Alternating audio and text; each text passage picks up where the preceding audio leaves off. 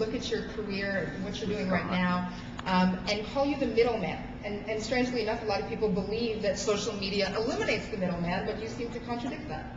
I started a company about 8 years ago called One Management. So it primarily started as a fashion company. We represented people like Claudia Schiffer, Eva Herzegovina, Helene Christensen.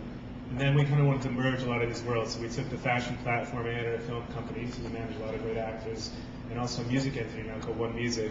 And in answer to your question, I think it's really about thinking outside of the box. And when you're representing talent, you have to think one step ahead and how do we promote this talent in a new form. I mean, traditionally a lot of the advertising that was taking place is taking on a whole new meaning, and you have a lot of celebrities doing advertising versus just the regular models. And so we were trying to find a way to basically merge all these worlds. And if you're looking for, you know, whether it be an actor, a musician, or even a model, obviously for ad campaigns, we actually represent a lot of these people, and using blogging and using the internet and different medium forms to get the word out there about who you represent. So we also started a website about 2 years ago called The New Blog. And if you guys want to check it out, it's called thenewblog.net. It's basically everything new in pop culture. So it's like the hipster's guide to all the new, you know, the hottest new actors and models and bands and everything that you maybe don't know about that's new in media. And we also promote some of our talent through there too. So it's just sort of using all this new media that's out there, and how do you get your talent out there and compete with everything else that's happening.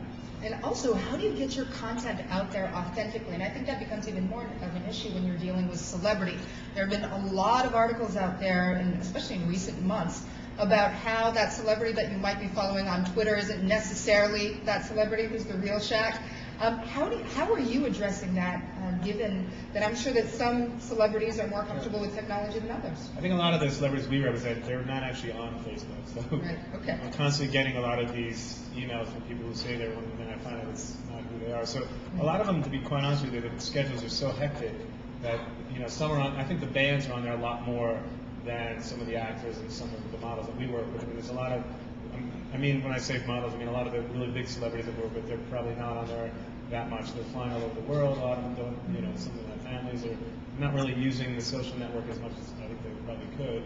But a lot of the bands have seemed to really tap into, obviously MySpace has been a tremendous thing for a lot of bands early on, and a lot of bands we work with, it's basically all about the internet now. So we work with bands like The Kills and The Virgins and Kevin Rudolph and people like that we're really looking for new mediums to get the word out, whether it be advertising. Obviously MTV has taken a new turn, and it's a lot about videos aren't really, you know, videos are not shown on MTV like they used to be. So you have to get the word out there somewhere. It's really about, I think the social networking for bands especially is a tremendous advantage in getting the music out.